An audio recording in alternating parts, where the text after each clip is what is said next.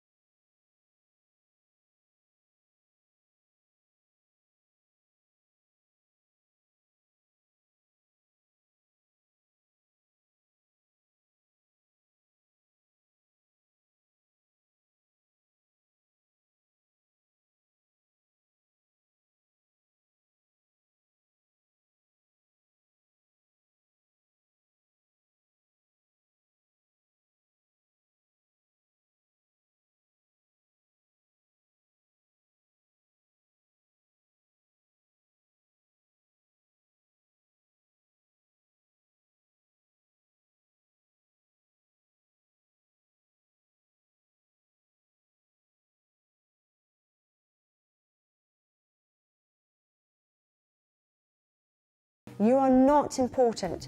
If you want to park in the driveway, you have to set that up beforehand. For example, tomorrow, the lady said, "Oh, there's plenty of parking around our way, and if there's not, there's parking down some other streets."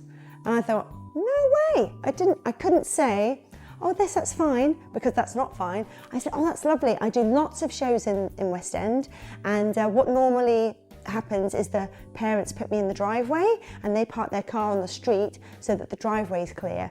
Are you able to do that, please? Because I've got an awful lot of equipment and I want to set up for the show in case of the show delaying because I'm down the street." And then they can see the reasoning behind it rather than just, "Oh, I really need the driveway."